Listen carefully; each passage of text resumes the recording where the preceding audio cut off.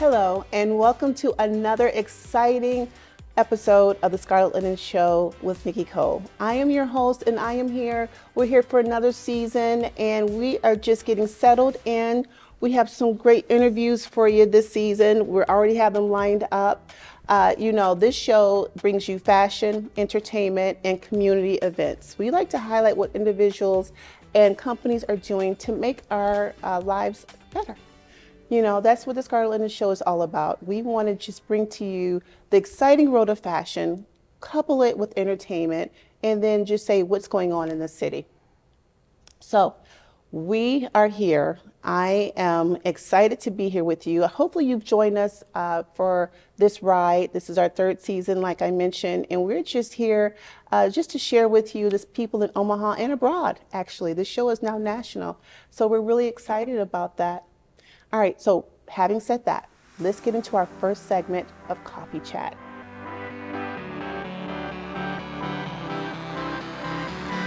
All right, Coffee Chat, my favorite time when I have my coffee here and I can take a breather and just take a sip. Wonderful. I invite you to get your coffee, have a seat, because we have an exciting episode for you today. It's actually part one. We have a wonderful individual here who's doing great things in the city of Omaha. We have Brook Hudson here from Omaha Fashion Week and Omaha Design Center. And so just get ready for that. I just say, get your coffee now and just get ready to just find out more about Brook and what she's doing. And we're just looking forward to that part of the show. But for Coffee Chat, what I thought I would do is just kind of talk about something that's kind of near and dear to my heart right now, and it's work-life balance. We hear that a lot, and a lot of us are probably really working with that work-life balance. What does that mean to you? What does that mean to me? And, what I wanted to share, having Brook in the studio today, we're going to be talking about Omaha Fashion Week. Last year, my daughter Hope and I, we were able to attend, and we showed you pictures, videos. We had a grand time. And but this year we weren't able to make it because Hope had an event at school, and we had to be there for that this week. And so talking about that work-life balance, I had to be there for her and just support her in her event. And that just got me thinking, when I do anything, whether it's work or at home, the goal is to be focused. And I think that's the one thing that's getting me through this work-life balance. It's just to be focused wherever I am. If it's at work, I'm focused. It's work time, right? But then when I'm at home, hey, I'm focused. I'm in the moment. And that's what I wanted to share with you. For you who are thinking, I've got work, I've got life, I've got school, whatever it may be, just maybe having that focus wherever you are and just dedicating that time, that's helped me. Hope this for her event, she was a junior cheer at the high school, and she did that. She learned her cheer lessons or her routine, and then they actually did it at a game at the high school. So, we have pictures we're showing you of that, and that was really exciting to see her in that element. And, I'd turn everything off, and I'm just there because I would see her looking at me. And I'm like, oh, she's looking at me and I'm looking at her, so she knows I'm in the moment. So that's my word to you. That's my word of the day, just staying in the moment, whether it's work or life. And I think hopefully it'll help you like it's helped me. All right. So that is Coffee Chat. A little bit of talking, a little bit of coffee. All right. When we come back, we're going to have Brook here. She's in the studio, and we're going to learn more about her journey to being the owner of Omaha Fashion Week. And I'm just excited. I'm excited to talk with her. So we'll be back with Brook Hudson.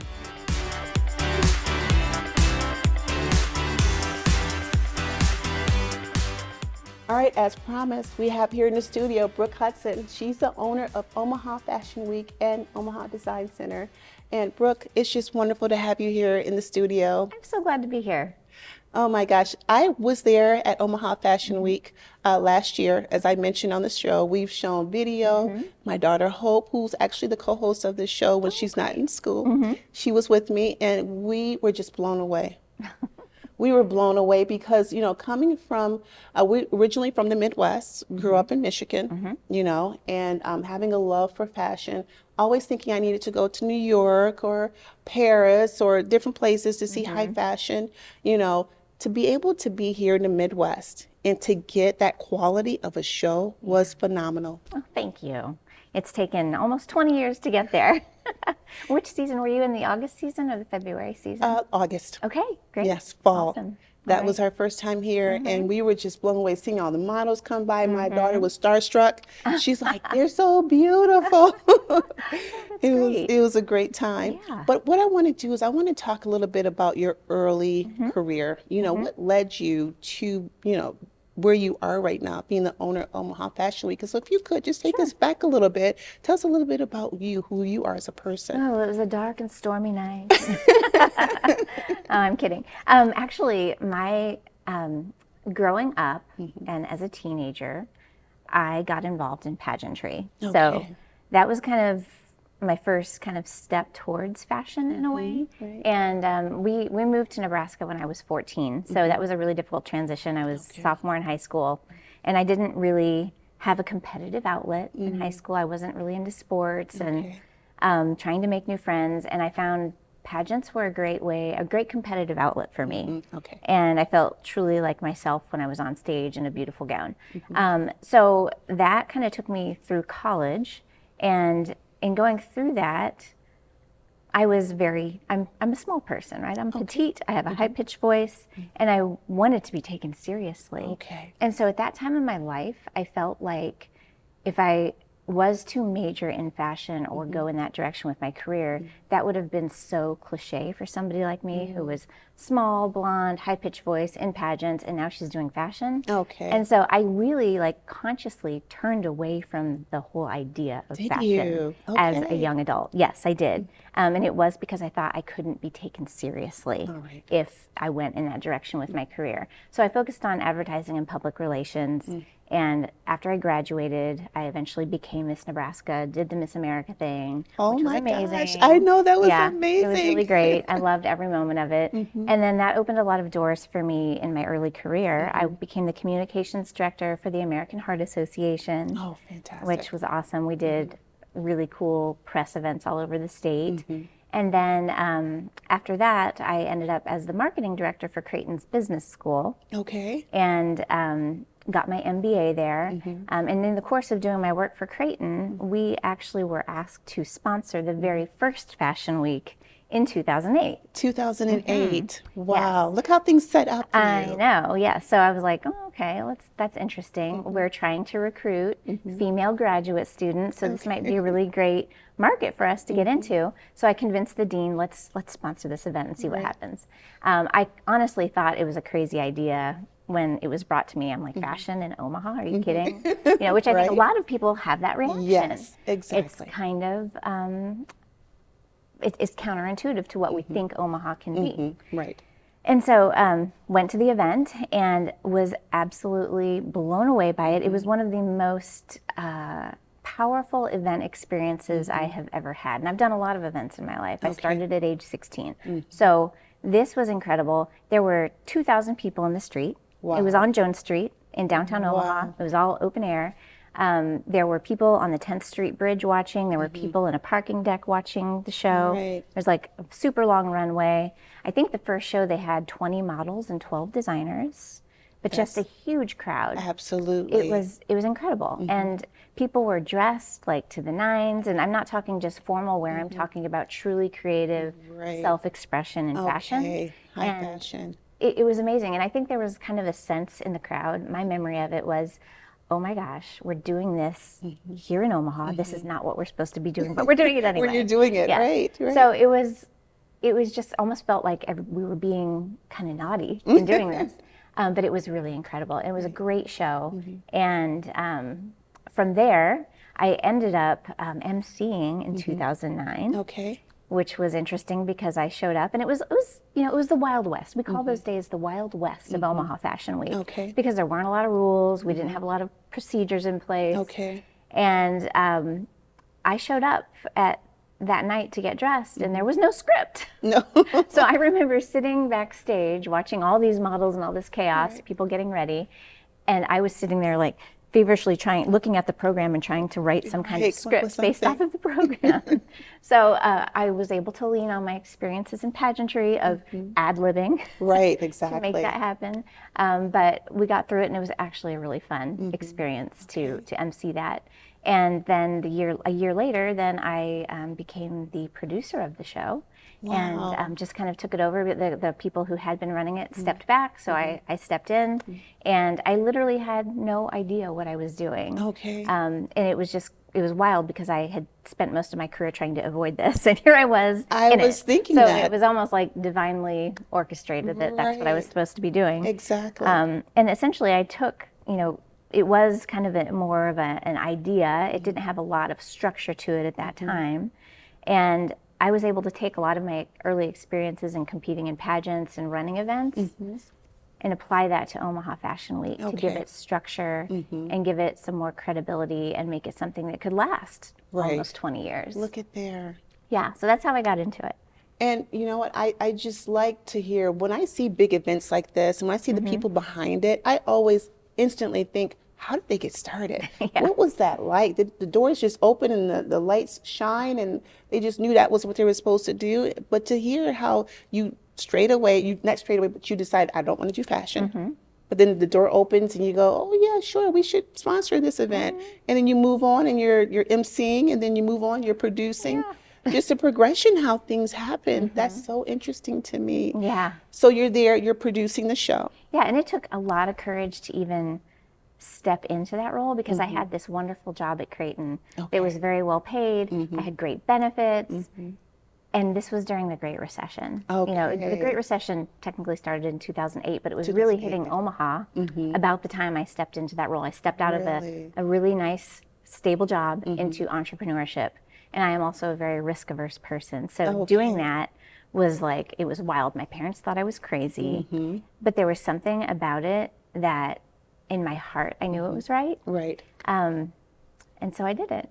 Well, see, that's one of the things that I like bringing entrepreneurs on the show is that we talk about, having something in your mind that no one else understands, something in your heart that says, I should do this, but no one understands. They think you're crazy. And just exactly, but stepping out there, I think that's important for those to hear. Sometimes you have this great, like you said, job and benefits, but then your heart is calling you saying, this is what I should do. Speak to that for someone who's listening, going, you know what, I kind of have something I want to do, but yeah, do I really step out in it? What would you say? I would say if the idea of it makes you feel at peace and you have a sense of knowingness about it, then it's the right thing. If you listen to your heart, you'll always go in the right direction. Things will always work out the way they're supposed to. Right. Yeah. I think just taking that step. Sometimes they think, well, I don't know which way to go. Just taking one step, I think the door will open. You took that one step and saying, we should sponsor. Yeah, I And did. then the door just opened. And then every step of the way led you to then being the owner. How did it come to you say, I want to be now, you said you're the owner now. Yes. How did that come about? Yep. So I am in the middle of a divorce at the moment. Okay. But my husband actually founded Omaha Fashion Week with a group of friends. Okay. And so he needed somebody to run that after some of the folks he had running it had stepped back. I see. And so I took over. So I was very privileged in that I had a partner and I was able to step away from a full-time job and become the producer, and it was something that he owned. So by virtue of that, I then became the owner of it. Yeah. I understand. Well, see, once again, we didn't know that. Yeah, We so there didn't you go. know that. That's wonderful. So now you're producing the shows, and you have a family.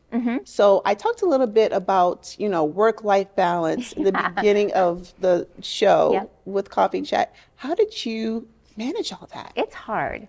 It was really hard. So I took over as producer, it was like 2010, maybe 2011. And we had our first child in 2014, a little girl.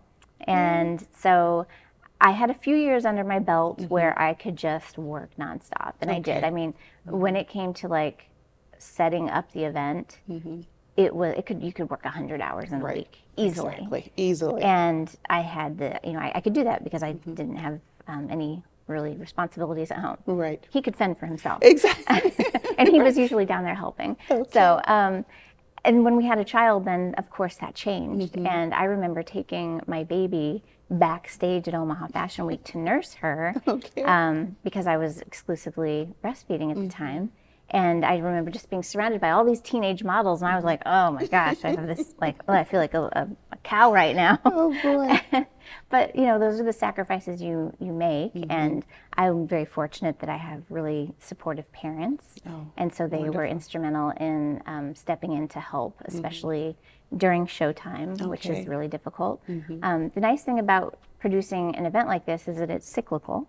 So you have probably 6 or 7 weeks leading up to the event that are really intense. Okay. And then the rest of the year, it can be pretty part-time. And so that worked well. But it did require having a good family and a good community around me, friends and supporters to help manage family life while also doing this. I love it. It takes a village. It really That's does. what they said. Any successful person, I think you'll find that there's a support yeah. system that they have in place, and it's so important. No one gets to where they're going by themselves. No. You know. I know. I think about that a lot. The power of community, which is really I felt the power of community for a long time, just because of my crazy life that I lead. Okay. But just recently, with everything that I'm going through, the power of friendship and people coming to your aid, even just to sit and talk with you when you're going through a hard time. I think a lot of young people, we're so into our phones and we're so virtual now that many of them haven't even been exposed to the beauty of community and being together with other humans in real life and how supportive and edifying that can be. Right. So yeah, I think that when I think about young people, that's one thing that in my work now, I really focus on doing things that are going to build that community and expose them to how that can benefit them in such incredible ways. Well, I was going to ask you about doing what you're doing with challenges, because it could be challenging, even, producing, getting people, anytime you get people together, that can be, there's some challenges there, and how you overcome it. But I think what you just said, having that base that you can go to, that kind of helps you, keeps you on that path of, doing what you need to do. I think that's for everyone, to just really strengthen the bonds that they have. The relationships. The relationships. You got to put things into them and give back when you can. And you have to also be humble enough to receive. And a lot of us want to put out that front of being really strong and I can do it myself. Right. But there's a real beauty in opening yourself up to receiving. Oh my gosh, I love that, Brooke. That's one of the things, I couldn't do this show by myself. I have a team there in Michigan, and we sit every week and we just decide what's going to go into the show. There's no way I could do this all by myself. Yeah. But there were times that I wanted to do it. Okay, I'll take care of this. And this needs to be done. I'll get this. And I'm like, wait a minute, I have a wonderful team. I have to be able to receive from them, and it's beautiful. So I love that. We're going to have you come back. We're going to do part 2 of this interview. I hope that everyone has enjoyed, having you here, hearing about the early days of your career and how you got started. I know I've enjoyed it because I was always wondering, I wonder what it took to get this going, or to get this started. And so that's great that we're able to speak to that. We're going to finish this interview. Our next episode, we are going to have Brooke back, and we're going to talk about Omaha Fashion Week, Omaha Fashion Design, what she's doing, talk more about that. Designers out there, they're going to be looking, they're going to be wondering, how do I get involved? We're going to be talking about that. So thank you so much for being here with us, and we'll have part 2 of our interview with Brooke Hudson. Thank you.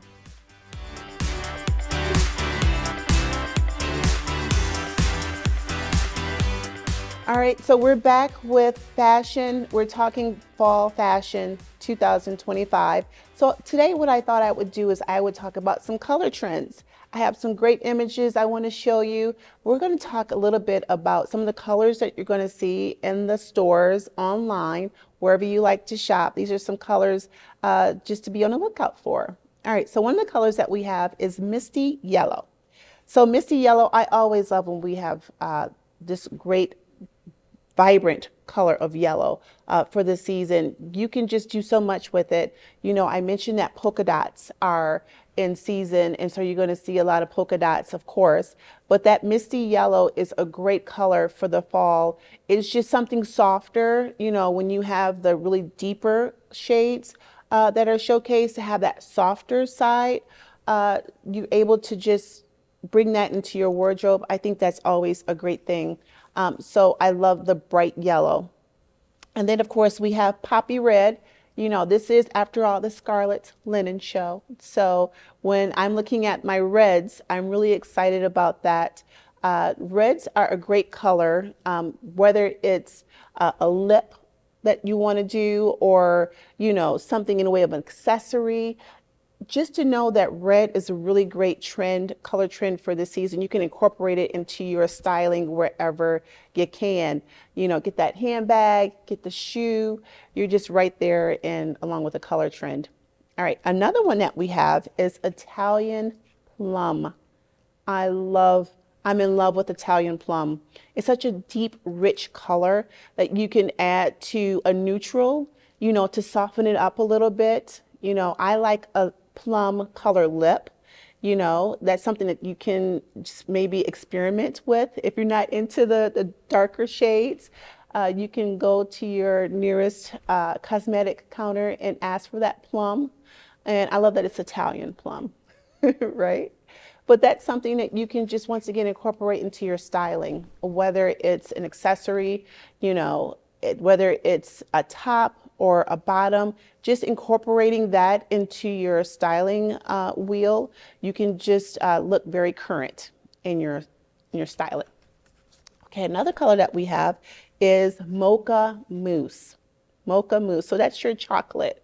Okay, once again, I'm really bringing out the cosmetics because that's something that some don't like to really experiment with, you know. But if you get a darker shade, that mocha, that plum, that red, that'll really set off a neutral style that you might be wearing. So you don't necessarily have to have it in your wardrobe. You can bring it with your accessories, right? Or with your cosmetics, and then with your accessories. All right. So one of the things that I like when I am looking at color trends, I like to see how I can incorporate it into my style. So hopefully you can just take a look at what you like, what your personality speaks to, and just take those colors and just apply them. You know, whether it's more of the accessories, like, you know, here on the show, I love the accessories. So I'm always going to push for those accessories. So I like to incorporate the colors into what I'm wearing to just accentuate my wardrobe. So those are just some colors that I wanted to bring to you, and some great styles with the images as well. So have fun, you know, experiment with something new, whether it might be a cosmetic, you know, maybe with the eye shade or a lip color. And then, of course, the accessories. So just, I encourage you to try something new, just one thing. All right, I think you'll enjoy it. All right, I hope you've enjoyed that.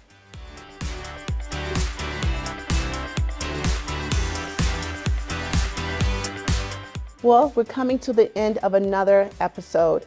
I told you I had a great episode planned for you today. We talked a little bit during coffee chat with work-life balance. We had Brook, Hudson in from Omaha Fashion Week. And then, of course, we showed some fashion color trends for fall 2025.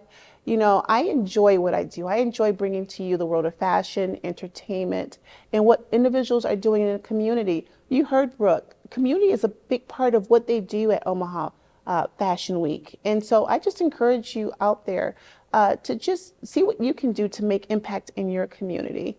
We certainly want to highlight that if you are doing something here on the show. All right, so remember, one of the things that we like to just tell our viewers is that, you know, no matter what you do, we want you to know that you're great and you can do anything. You know, whether it's starting a business, whether it's being, you know, taking care of your family, no matter what it is, you are great and you can do anything. And I just want to leave that with you. I also want to say, I want to invite our viewers to our pop-up shop. The Scarlet Linen Show, we are sponsoring a pop-up shop, and we want to invite viewers to come in and talk style, meet me, meet Hope.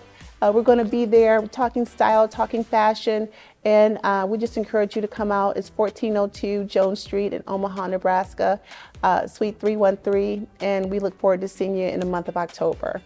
All right, until next time, remember that you were great and you can do anything, and it's your time to shine. Have a great day.